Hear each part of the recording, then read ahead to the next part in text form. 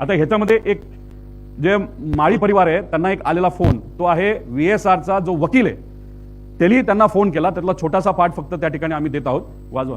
दिन कप्तान साहब ने गलती कर दी, ठोक दिया जाके, क्या करोगे? क्या गलती है समझ में नहीं आ रहा है। अगर वो पुणे चले जाते, नहीं विजिबिलिटी खराब थी, उनको दिखा नहीं, रनवे जिधर था उसके लेफ्ट में जाके वो ठोक दिया उन्होंने, क्या करोगे आप? म्हणजे हे इन्शुरन्स वाला फोन करतोय माळी या परिवाराला आणि म्हणतोय की वो कॅप्टनने प्लेन ठोक दिया.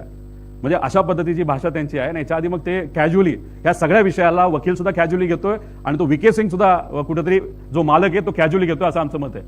आता हा रिपोर्ट आहे, हा सॅटेलाइट रिपोर्ट असतो, हा आपल्या त्या ठिकाणी मिळतोच. पुणे विमानतळ हद्द 55 नॉटिकल माइल्स असते आणि बारामती हे 44 मध्ये येतं. तर आमचा प्रश्न आहे, पुण्याला या विमानाला बारामतीकडे जायला परवानगी कशी दिली ATCला, हा सुद्धा आमचा प्रश्न आहे. मुंबईवाल्यांनी टेक ऑफ कसं करून दिलं हे इन्व्हेस्टिगेशन मध्ये आलं पाहिजे, नाहीतर AI बिली हे बघायला पाहिजे होतं. ते दुर्दैवाने या रिपोर्टमध्ये बघितलं नाही, फक्त सांगितलंय की ही विजिबिलिटी होती, जी विजिबिलिटी 5000 मीटरपेक्षा कमी होती, जी अलाउड नाहीये.